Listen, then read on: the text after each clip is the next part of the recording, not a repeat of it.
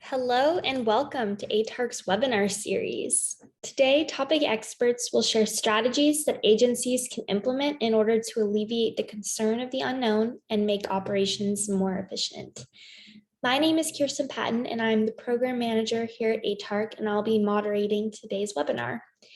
ATARC stands for the Advanced Technology Academic Research Center, and we are a nonprofit that facilitates collaboration between government, industry, and academia in order to accelerate technology modernization initiatives. We provide ongoing opportunities for cross-agency collaboration through on-site interaction, learning, and market research.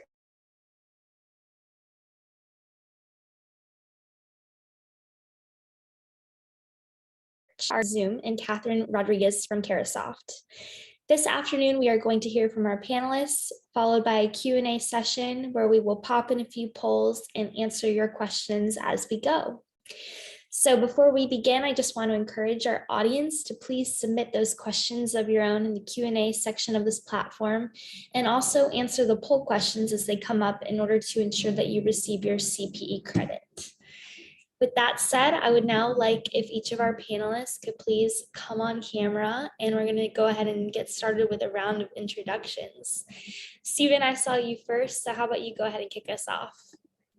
Well, hello. Just thrilled to be here with everyone. Thanks for making this a part of your day. We hope to make this really exciting, and the topic couldn't be more relevant, I think, to everyone here. So my name is Stephen Ellis. I'm the Government Solutions Lead at Zoom.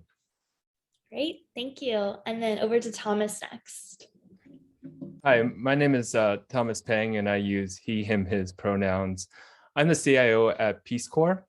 And as we continue our journey towards the future of work, we have the unique opportunity to do three things at once to support on-site, hybrid, and remote work. First, make our systems more secure.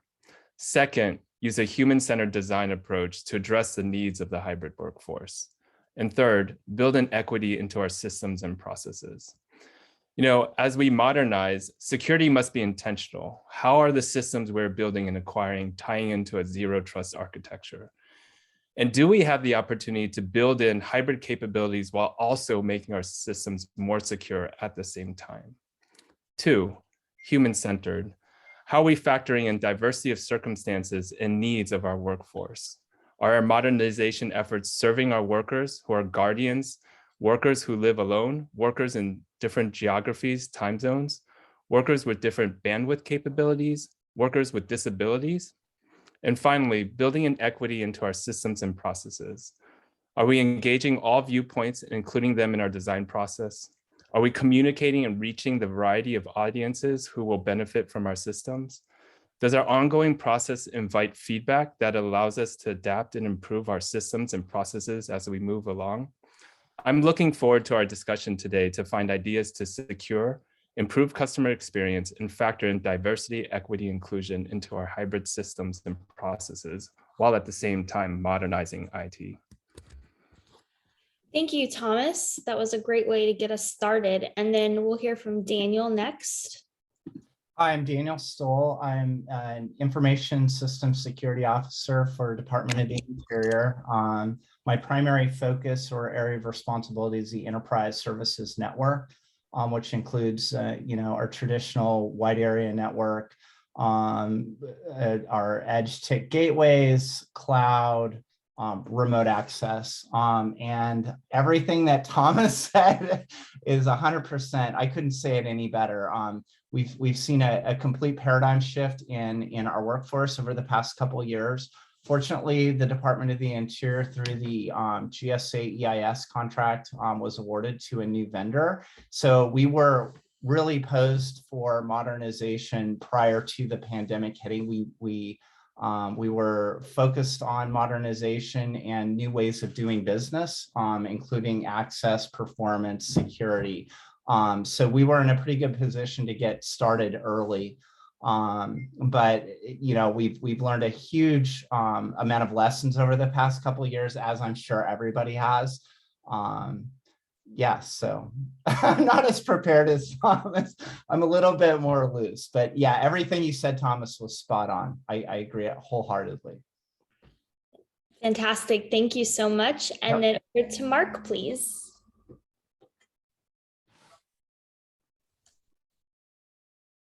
Mark, you are on mute. Better? Yeah. Okay. Hi, I'm Mark Lowenstein. I had the research group in the Office of Employment and Unemployment Statistics at the Bureau of Labor Statistics. I'm not a technical expert, but I can hopefully provide some context and also talk about some of our experiences that we've had in the last couple of years. So our research group, as I said, we're part of the Office of Employment and Unemployment Statistics, which produces most of the key employment estimates for the US. In fact, you may be familiar with the employment situation that's released every month and tracks employment and unemployment in the entire economy. We've just from my general and so our research group has actually two components. We work with the program offices, and we also conduct our own individual research, which recently, not surprisingly, has focused a lot on the pandemic. So my experience with teleworking very generally is that it's worked quite well for our group. We had some advantages. We already knew each other very well. We had a lot of existing interpersonal relationships. And as a result, switching to conversations over Zoom really did not prove to be much of a problem. What was a little bit more of a problem is our contacts with the rest of the organization. There's more of a silo type of effect that I think we've noticed when we don't get face-to-face with more people. It'll be interesting to see what happens over the long term. There's a lot of important questions, which I think have already been alluded to. BLS has tracked teleworking over time, and not surprisingly, it's skyrocketed in the last year or so. It's been falling down somewhat as more and more people have felt more comfortable going to work, but we're still going to clearly see elevated levels of teleworking. And I think the key question, which has already been alluded to, is how is this hybrid model going to work? And I think there are both some technological problems that we may want to talk about, and even just some conceptual problems in terms of how does it work when we have some people in the room, some people remote, how effective will those meetings be? So I can provide some perspective, but I'm interested in some of the technical answers that others might have. Yeah, well, thank you all for those introductions to kick us off. And Mark, since you kind of already jumped into it, maybe we'll turn to you for the first question I was going to pose, which is just that as COVID-19 pandemic continues and unfolds, how has your agency specifically transformed in order to accommodate whatever the case may be for your specific agency? So remote, hybrid, going back full time. Could you share a little bit more about the situation over at BLS, or for you personally? Actually, am I muted? No, not muted. One issue that BLS has always been very, very strict on has been protecting data, not surprisingly. And until we moved to full-time teleworking, which was March 2020, teleworking was increasing over time, but it was certainly not the norm. And one issue always was who would have access to the confidential data, particularly data right before an employment release, data that was embargoed. Before teleworking became full-time, the rule was you had to be on site to access it. So now there was really no choice, and it's accessed off-site. So far, there have been no security issues, but I think security is still something that's top in everyone's mind, and if there's any limitation, any potential problems, I think they could come from security. So that's one issue. It has worked amazingly well, but I know there have been restrictions. Actually, we were not initially allowed to use Zoom because it was not deemed sufficiently secure enough. In fact, I'm on my personal computer. I think those concerns have been alleviated, but there are some concerns about whether or not the particular platforms are sufficiently secure enough. Relationships, as I said, we have a close-knit group. It's worked pretty well. I'm not sure how well it works for new employees. in terms of how easy it is to integrate them. So those that are integrating new employees, I think, may have a somewhat different perspective than I do. And then I think a big question is, what is the hybrid solution going to work? How will the hybrid solution work? Right now, if we have more than one computer in a small area, there's feedback and it's not workable. So some other technological solution is going to have to work there. Another question is, if we have a hybrid solution and 2 people are coming to the office and 5 people are at home, then the questions that's going to arise, why bother coming into the office at all? And actually, we're going to be faced with that in the future. That issue is going to become paramount because BLS is moving to Suitland in a couple of years.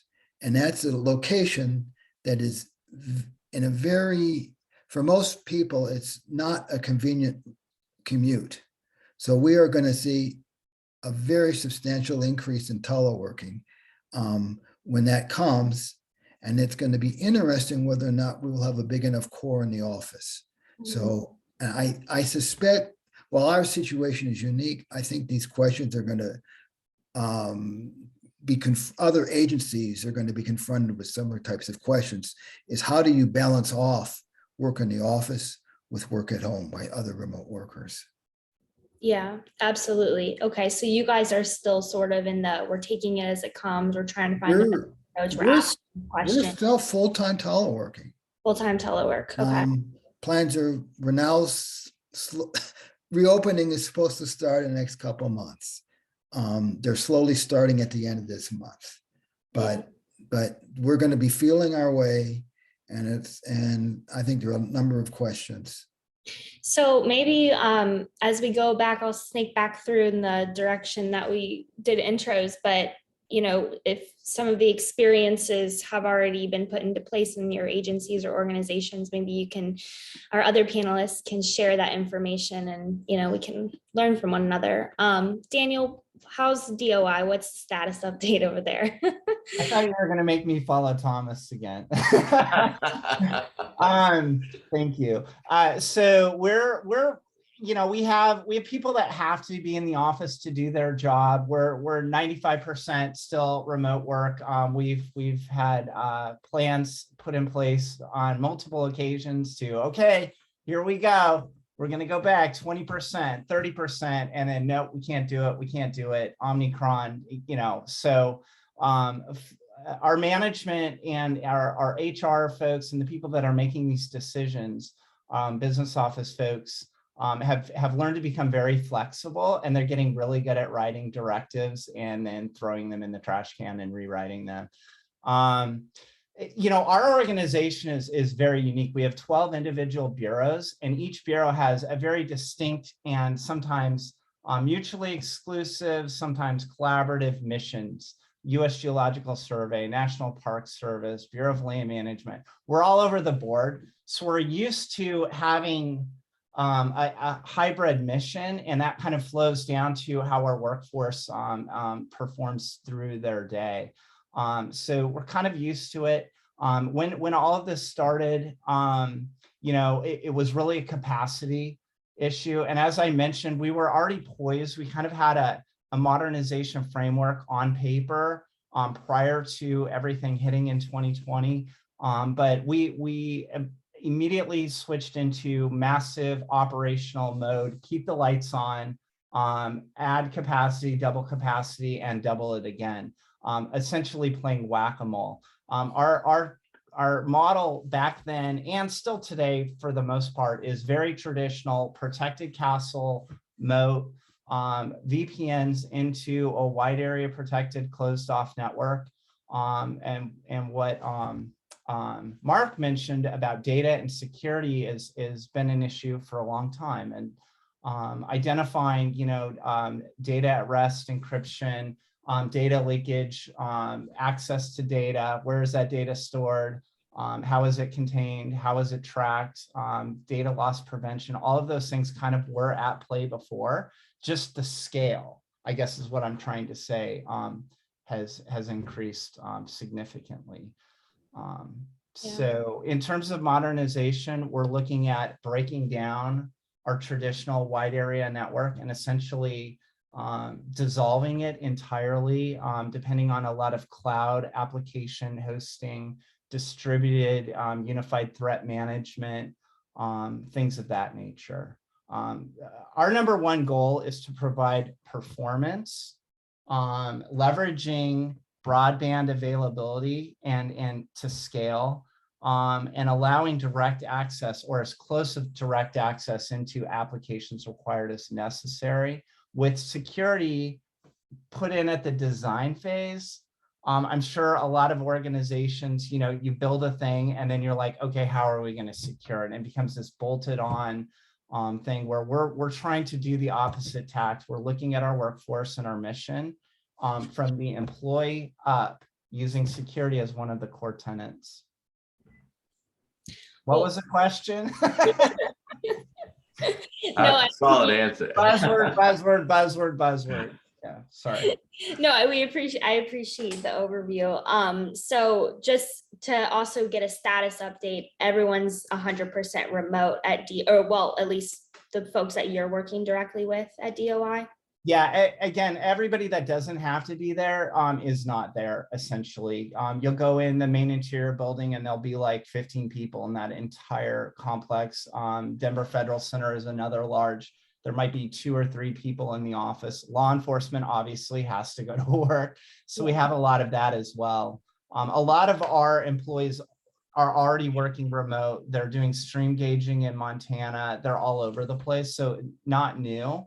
But another thing that Mark said I found very interesting, new hires, people unable to establish their interpersonal relationships and human contact. We empathize with those folks, and figuring out ways to leverage technology to make onboarding and integration easier is definitely something that we're working on. But yeah, we're pretty much 100% telework for everybody that doesn't have to be there at this stage. And Thomas, last time we had you on, we had a panel discussion that was somewhat similar, because this topic is just so important right now, especially to the federal agencies. So is there any new updates that you'd like to provide since we spoke with you last? Yeah, sure. And Daniel, I also don't want to follow you. So no, I'm very honored to be on this panel with all of you here. So I'm going to take my jacket off. I'm feeling a little stiff. But so the update at the Peace Corps is so first, just give you a little bit idea of how we've approached this, right? So one is like we have multiple working groups, and one of the working groups is actually just looking at sort of just like COVID rates, et cetera, kind of what's happening in our Washington, D.C. area. And this is more specific to our headquarters office. If I talk about global, it gets much more complicated. We essentially follow U.S. Embassy, Chief of Mission, we follow that. But like just in Washington, D.C., let's just go that. So there's one committee that's looking at basically what the rates are. Are they going up, they're going down, and they have set thresholds as to, we have different phases, right? And so right now we're in phase 1. If I remember correctly, that's up to 10% of the office capacity can be used at any given time, right? So we are in that mixed mode. I personally have gone in because of some of the things that Mark brought up earlier, which is, how's this hybrid going to work? So I've been really experimenting with that, testing it, using our equipment, trying to be the tip of the spear in that way. And then, so where we are looking, I think we're moving towards, figuring out what's the first group that's going to get in there, sort of really test the water, stretch it, figure out all these things that Mark was mentioning about, hey, how's this hybrid going to work? Different factors like that, right? And even some things that Daniel touched on, like, network capacity, how's it going to work, right? Like how to observe that.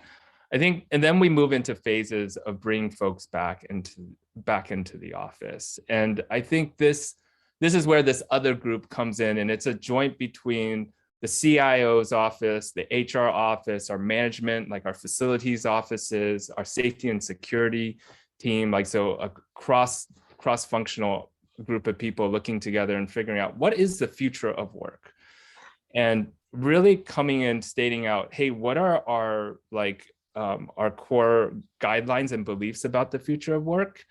And the main tenet, I think, is that the future of work is a journey, not a destination. And I think that really helps people get on board with that and understand that come in day one, day two, whatever, when you come back to the office, or those that will be coming back to the office, we always also have a new remote work policy and remote work program that we're still standing up. So if you are to come back into the office or you're working remotely, what does that look like? And the statement from leadership is that we are going to continue to listen and evolve that, because we know we're not going to get it right. And one of the things I love that I actually got this from some Gartner research is when we talk about how we work, we look at, I love Venn diagrams, technical people. At one point you have, hey, the individual in one circle. So that individual, what are their needs? What's going on? What's their most optimal way of working? And then you layer on the team needs, right? So that's another circle that has intersection with it. What are the ways that it's going to honor what the individual role and position needs on top of what the team needs, right? And then third, layer on what are the agency and mission needs, right? And in that, what we're always trying to optimize for is to try to optimize for that part in the middle where you're meeting the individual needs, the mission needs, and the team needs. And so I think that structure and framework gives us a great way to talk about this, right? That values all parties, and I know it sucks. It's not a single answer. It's not like you must do it this way, because each individual situation and circumstance is different. And I think that's a way that I really appreciate that we're talking and getting feedback. So, Kristen, I hope that answers the question, and then gives Stephen some time too. Yeah, no, that's awesome. Thank you so much for sharing that with us. And then Zoom. Okay, Zoom. I know we're not allowed to we're vendor agnostic here, but Zoom has saved our butts for sure as a company. So, Stephen, let us hear it. Where are you guys at in the hybrid working mode? Sure. So first of all, I want to thank you for those kind words, Mark, also as well. And yes, we do have an ATO authority to operate across DOL, DOI as well, 30 agencies, all the military. So the Zoom for Government platform is what we're on now. If you see on the top left of your screen, that Gov icon indicates that this is the FedRAMP approved version. And so just want to, as you are doing that, just do look out for that, because it's obviously very important. Cybersecurity is very important. I come from that world. I came to Zoom from that world. I was at RSA for a number of years. And so very, very important to me. And I understand all of the concerns. And Thomas sort of started us off also talking about equity, talking about the importance of inclusion and not having lip service to that. We talked about office move to the Suitland area. Some folks on the line, maybe you're looking at the FBI. People said maybe that's going to be moving from downtown out to Greenbelt or somewhere in Alexandria. We're constantly doing switching, and we're going to have a lot of disruption. Just today, I think the GW Parkway, for those of you who are downtown today, northbound is closed. So you can't get to the Beltway from that major commuting artery. Obviously, that's going to be impacted. And then I know we're all bracing to see what's going to happen if a convoy of trucks does come into the Washington area. And I know fences have already been put up and everything. So we live in a world where these types of moments of being in the office there's always going to be some push-pull of stress. The equity piece is also very important.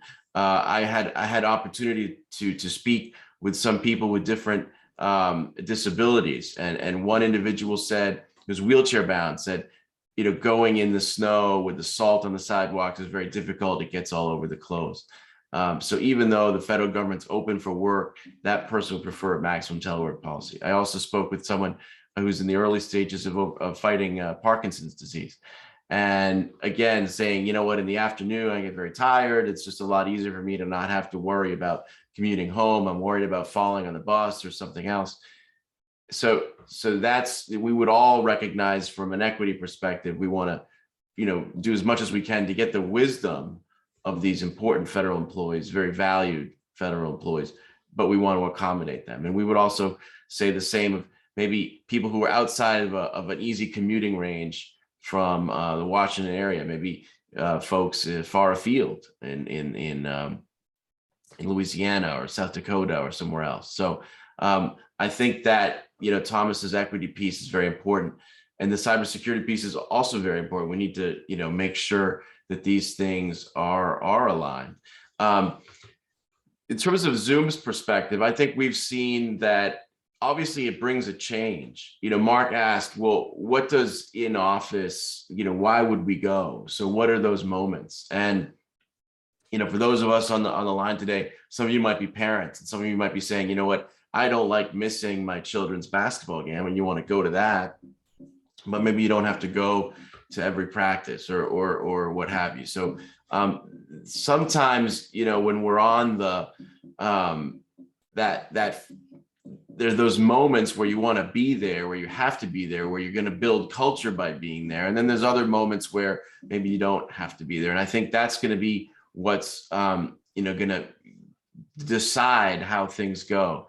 When we talk about one of the questions from Yvonne, and thank you for asking it. What are we saying when our workforce says they're more productive at home? And I would say that's a very important question. There's a lot of nuance in that question. Going back to Thomas's point on equity, my understanding is that introverted people, by leaps and bounds, prefer being at home where they feel they're able to focus and they're not put into positions of stress in dealing with other folks. And extroverted people probably feel the opposite.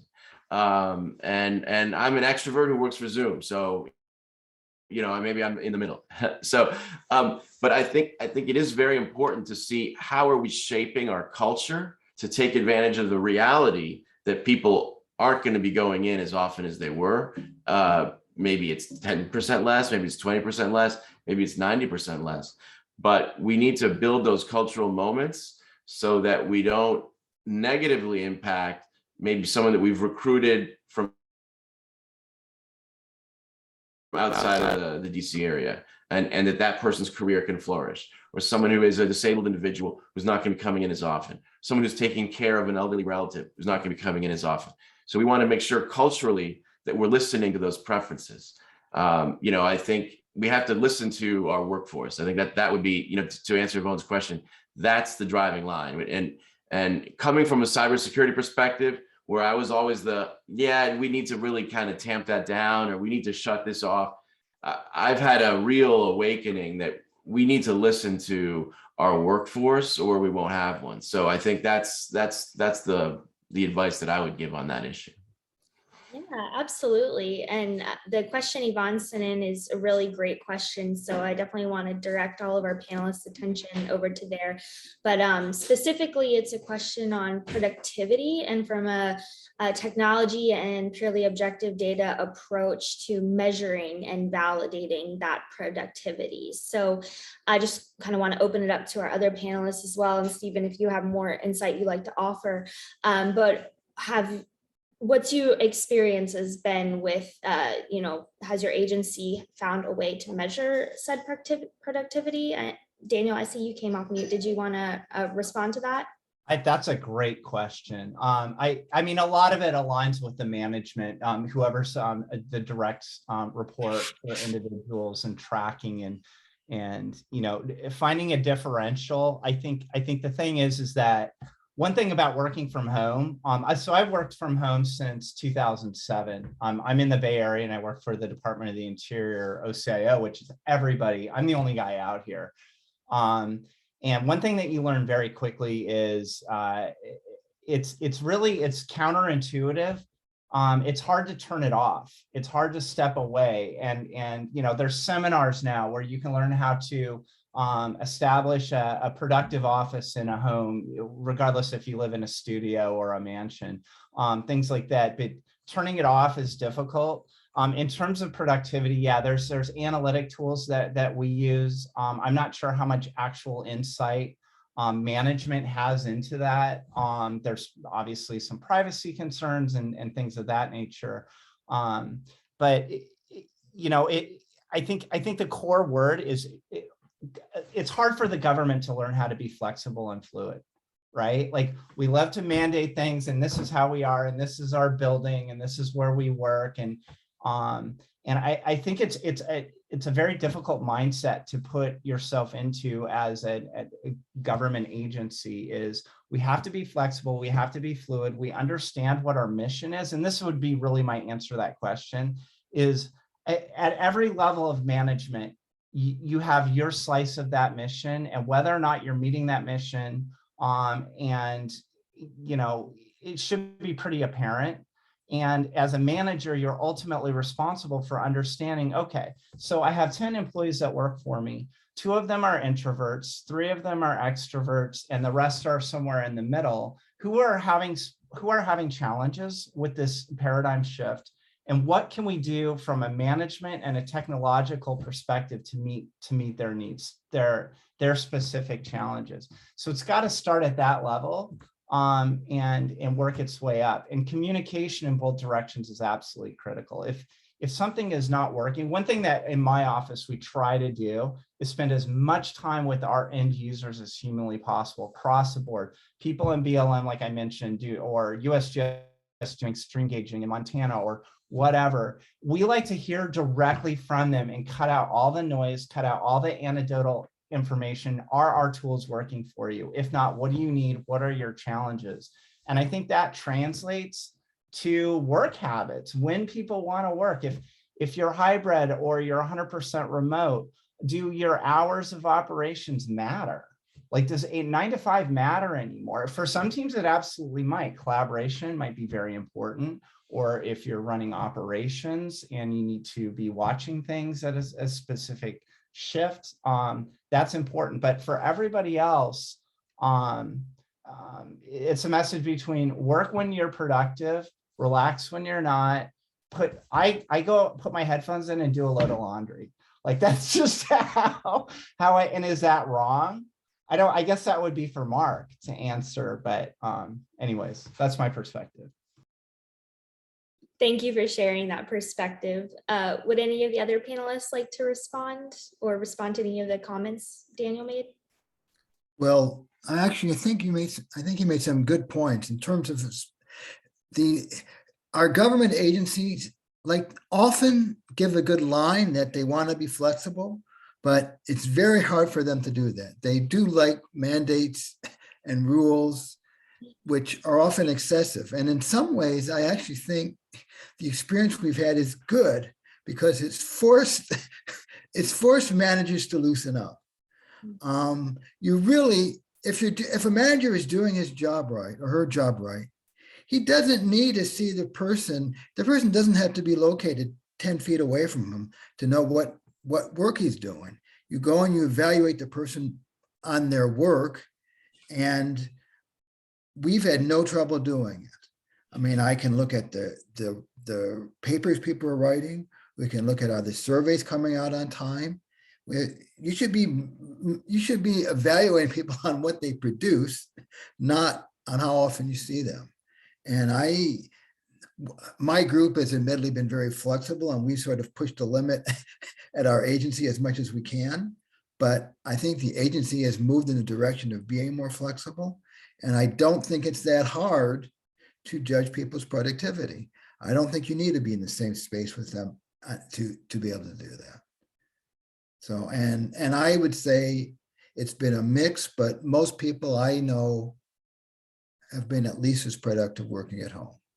And we have flexible time. Now, part of the flexibility, I'm not sure to what extent they will keep the flexible hours to the degree that they have once we return to a more normal situation. But the flexibility has been good, and we just make sure that if we need to meet, those that need to meet, make sure that they're in the office, that they meet at the same time. It's really not that hard to do. All right, thank you. And anyone else before we move on, Stephen?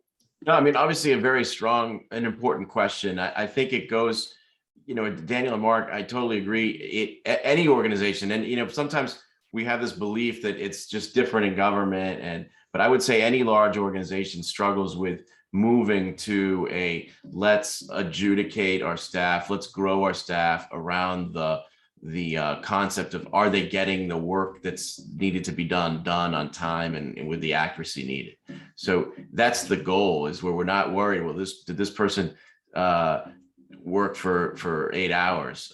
Did this person step outside to get a coffee at Starbucks? Did this person do some laundry? Did these are questions that hopefully we can just put in kind of the dustbin of history, and we start to say, is this person thriving in the role? Is this person energized? Is this person able to provide the needed insight, information, or duty as assigned in a timely way? So I think that's kind of where we need to go. And it isn't easy. It's something that across government, across the private sector, there are a lot of challenges. And I think the cultural moment, I really just want to emphasize what Mark just said. We went through COVID and we realized that we had to kind of throw the rule book out and say, let's really address, are these policies, and to use Thomas's words, human-centered, right? Are they human-centered? And I think, or are they just, is the centricity based on the rule, or is it on the person? I think that's going to be the way forward. Yeah. Yeah, I'd love to jump in. So, I mean, I think I really want to echo what Mark was talking about, which is like one of the things that for managers and leaders, I'll say managers more specifically, is to really shift our dynamic on outputs, right? From outputs to outcomes, right? So what is the outcome that is actually coming from the work, and then not outputs like, hey, I want you to do this, and then people just do it, and you can assign that very easily in a in-person environment and that sort of thing. But really, like, what's the outcome that we want, and give people the liberty and space and time to figure out what that, how to do it, when to do it. Certainly there are timelines and guidelines that can go there, but I think that's actually a really difficult thing to do. And so one of the things that I'm focusing on in OCI is really focusing on training for our supervisors, right? Because our supervisors really need to know how to sort of manage more outcomes. And how do you communicate that? How do you communicate that outcome without giving step-by-step? Right? Or the way that, or hey, I want this now at this point, right? How can we manage and set those expectations with folks? The other thing, I think, we always want to take the productivity, and I think a metric that I really think a lot about in as we look at the future of work, hybrid work, is attrition. It's a competitive market. Stephen said it earlier, like, how are we competing and gaining and keeping our people, right? We've got to watch that metric as an agency, as an organization, because, well, I'll say it, like, I actually just had a conversation. My special assistant is going to be fully remote. Now, when I compete with other folks in my agency to hire another executive assistant, right, I think I'm going to have a little bit of advantage. I can hire pretty much anywhere, right? And that's going to be a benefit that maybe someone's looking for, right? So I think like that we really have to look at as well. Like, so instead of just measuring productivity, we need to look at a holistic set of metrics that's going to gauge how we're doing in this space. And are we achieving our mission, our team needs, and individual needs, as I mentioned before. And then, yeah, lastly, there's a lot about we were talking about onboarding, like how to get people onboarded, right? And again, we have to be very intentional about that, from how we onboard our supervisors, where we expect, the expectation is that they create an environment where there's productivity in a hybrid work environment.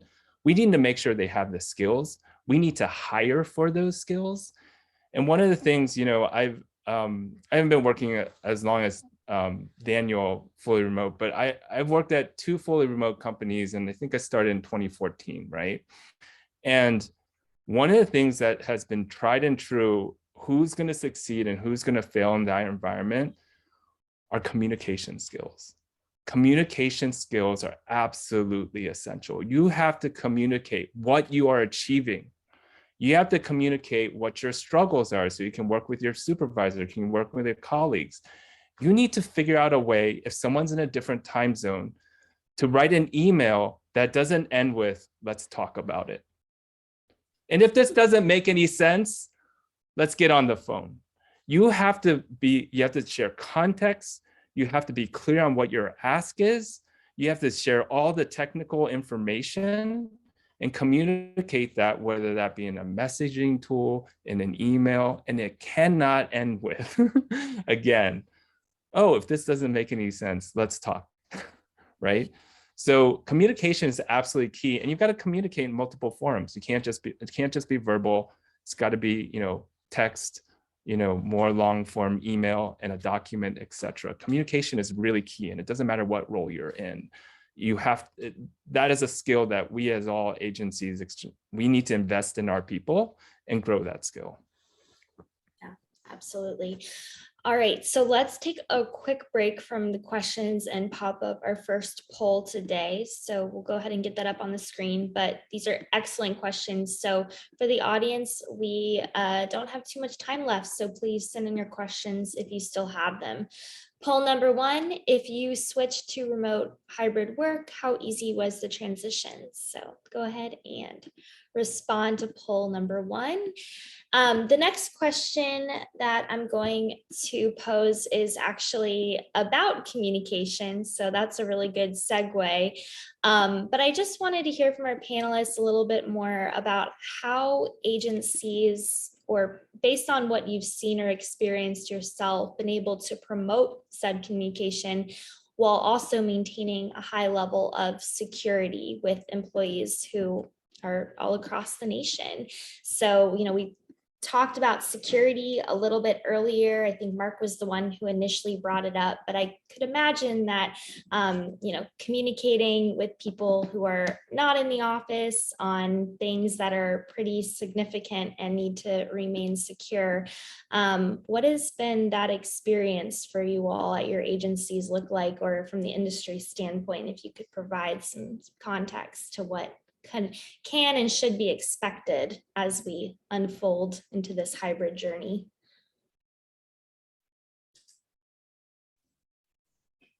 All right, go ahead. I wanted to follow up with what Mark said about security, and thanks for your question on that. Obviously, it is an important thing, and there was an article a little while ago on FCW that said, in terms of the 3-letter agencies, the security apparatus, that telework is just not a thing. And I think we see that, Daniel said, in the DOI, people involved in law enforcement, people involved in other areas that have to be on site, they aren't remote. And I think one of the reason why it's a great question is, how do we bring flexibility to those folks? And the answer, I think, and this actually came up, a conversation I had with the police agency. It said, well, let's look at the structure of a day of a police officer, for example, is obviously that you want them out in the street to, in securing a jurisdiction, an area, of course, but there's reports, there's administrative, there's training, there's division meetings, there's all kinds of stuff.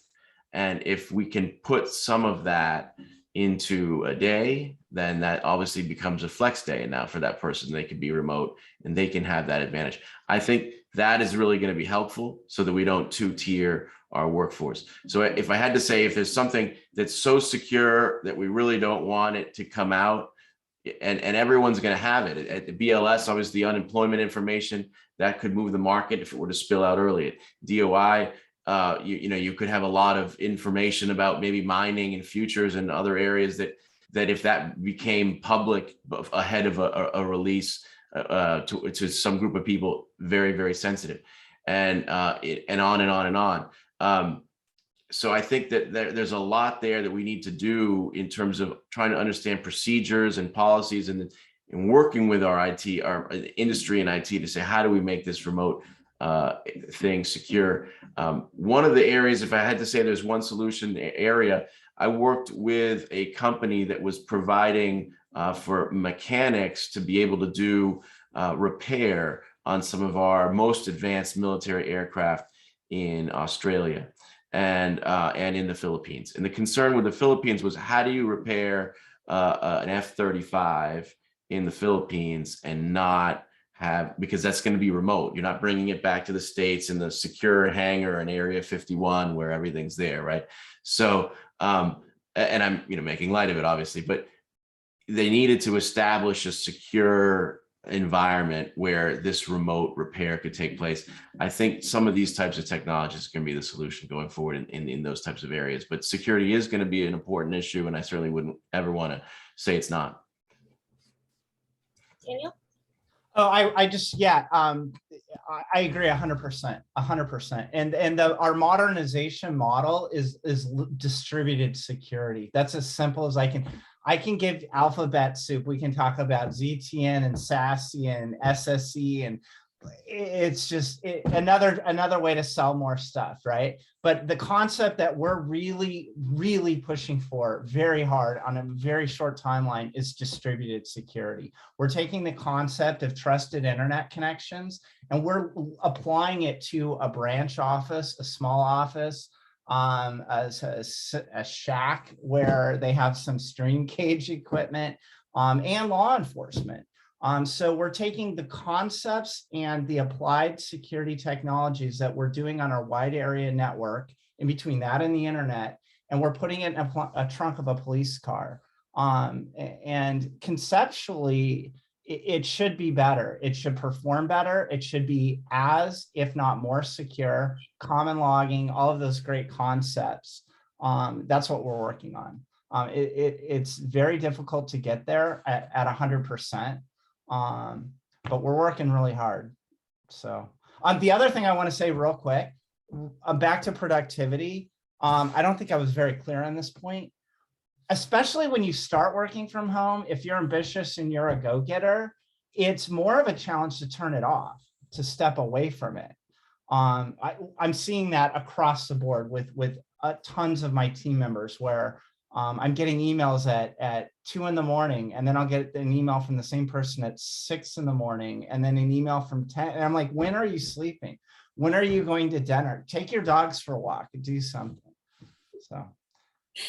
Or maybe they felt bad for taking their dog for that walk at 2 p.m. So then they and you need not feel bad about it. Like I said, conference call, change the laundry, walk the dogs. We should talk about dogs and how we integrate them in the workforce, dogs and cats and guinea pigs and hamsters. I mean, almost every call that I'm on throughout the day, there's an animal involved. It's great. I love it. Baby, the whole 9 yards. Yeah, I, like many, decided to get a dog during this whole thing. So I was like, why not? I'm home all the time. All right. Anyone else would like to respond to that communication security question? So just one point about security. It's clearly important, but not all applications are equal. So we have, for our releases, and there are certain things that have to be guarded until the last moment. It's obviously essential, but for most of our daily conversation, I think we can overstate how important it really is. A lot of our working day is spent discussing issues and questions where there really is not much of a true security concern. So we just need to make sure that we don't hamstring our normal day-to-day activities out of an excessive concern about security. All right, thank you, Mark. And Stephen, did you want to respond again? Yeah, no, I mean, I think everyone has said absolutely. If you're in the audience today and you're worried about security, first of all, I would say go and work with your industry partners, because I think that's going to be where it is. Obviously, some things are your crown jewels. You don't want to get them out. And again, this isn't a promo for Zoom, because this isn't really our area, network security. But I believe that this is something. I believe strongly that this is something that is not just a government thing. I mean, every company is facing the same thing. Coca-Cola doesn't want their formula out, or Goldman Sachs, maybe their trading strategy or vision or what have you. So everyone else is looking at this same issue. Let's attack it together as industry and government. And I think just on the communication point, Mark brings up a great point, is like, you do really have to categorize your communication, right? And what you often see happen are the mistakes that accidentally, like someone sends something to the wrong group of people, right? or something like that. So that there is a real advantage in sort of, looking at data loss protection types of things, and things that will say, hey, like sometimes if you use Gmail, right, personally or whatever, or for work, but sometimes you send an email and before you send it, you say, oh, and check out the attachment. And Gmail will say, hey, did you mean to attach something? Because you didn't attach anything, right? And so what are those things and checks that we can put in places? Did you mean to send the social security numbers out to this public group, or just like, basically, no, you're not allowed to post anything with anything that looks like credit card numbers or social security numbers. So that's kind of, as we're looking at modernizing, right, there are tools out there, and there are these, kind of systems that can help you actually not make those mistakes, right? Because we're all human at the end of the day. And if we're working, like Daniel says, at like 2 a.m. and 6 a.m., we're prone to make more mistakes, right? The more tired we are, the more mistakes we are to use. So what are those automation things? What are those, kind of, whether it be AI or different things, scanning different things and saying, hey, check, did you really want to do this? Or actually, let's pause that because you need an approval before that gets sent out, right? And so where can we build this into our communication systems and that sort? And Daniel, you bring up such a good point, because like I can remember about, and I want to talk about this because it's so important, which is how do you disconnect, right? And I remember in my onboarding at the company I was in prior to Peace Corps, we spent a whole entire session talking about how we were going to start our day and how we were going to end our day. And that was an intentional thing that the company had put forth and said, hey, this is a thing that happens, and you need to plan ahead and figure out whether that's putting your slippers on in the morning and taking them off when you're done with work, changing a different room, changing your clothes, putting a certain hat on, whatever those cues are for you to turn on and turn off, that's super important. And animals and children and all those things can help us. I also have a pandemic pup. She has certainly helped me as well. But I think about a story when I started remote work. I spoke to the CTO, and the CTO asked me, hey, kind of what's your family? And I said I had to take my kids to school and whatever. And he's like, oh, good. Because some developers who come here, I see code commits at they start at 7 p.m., 8 p.m., 11, 12, 2 a.m. And then they finally chat and it's like, hey, have you slept? So it really is important that we also engage that in our onboarding processes. That will reduce attrition. I talked about that as a key metric that we look at, and really continue to use coaching to help people who are having trouble disconnect. Use coaches, whether you have coaches in your agency or outside, there are programs in the federal practice. That can be a coaching session. The goal is I need to figure out a way to disconnect and work with a coach to figure out what's going to work for you. Because you can hear lots of good ideas, but until you figure out and empower yourself to do that, the coach will unlock that potential in you and help you get through that. So important, Daniel. And I thank you for emphasizing that. Mr. Rogers taught us that. He would walk in and he would go to the closet. He would put on his cardigan, right? And it worked. It seems ridiculous, but it works. Some people are more productive at 2 a.m, and that's okay as long as they're not always working. So I think the coaching comes from a life balance, productivity lens, and that helps. Some people want to work all night and then relax during the day, and as long as that works for their particular job, the rigidity for management needs to just kind of relax and be results oriented, right? Did you see the Mr. Rogers Tom Hanks movie? It was just, cried through the whole thing. For anyone who hasn't seen it, go watch it, but be prepared to cry. Okay, any final thoughts on this before we start to do a wrap up? All right, well, we only have a few more minutes left. Actually, let's pop up our next poll question. What tools did or would help in the transition to remote hybrid work? And go ahead and respond to that. We have one more poll question, so we'll do that at the end of our outros. So I want to go around and give you all a minute or two to please share your final thoughts, what you really want to drive home to our audience, leave everyone with, as well as if there's any place that you want folks to connect with you to, like if it's on LinkedIn or Twitter or some sort. I mean, maybe you don't want to give your email out to everybody here, but whatever it is that you want to stay connected, go ahead and share that here as well. So Stephen, do you want to kick us off with outros? Sure, and I'm also happy to give out my email as I'm with the industry while this is sort of going. Stephen.ellis is just, and you'll see my name on the screen at zoom.us. So remember that. So happy to be here. This is sort of the framework for a conversation that obviously I hope you take back and engage with what we've been able to share with you, and we'd love on a future date to just hear from more of the panelists as well.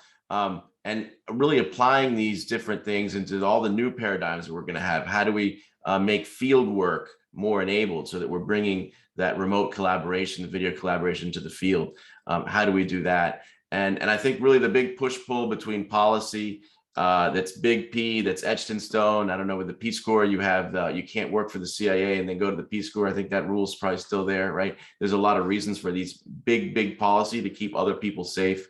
But when there's an opportunity to kind of say, let's kind of put that as a a good to have but not a need to have for some of these other policies. So I think that push pull is going to be constant, and I think the solution really comes with listening to that sort of petri dish of the entire community. And I think this is an area where we're all trying to work together to come to the types of outcomes that are going to help move your agency forward.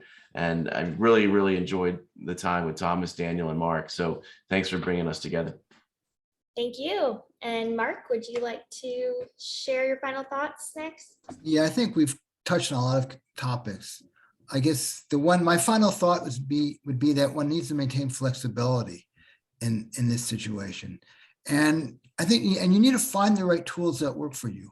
For example, one thing that I've found really helpful is using chat features like Teams chats, as opposed to just emails all the time. And you get this huge list of emails that are just daunting. At other times, you might actually need to have a Zoom face-to-face conversation with someone.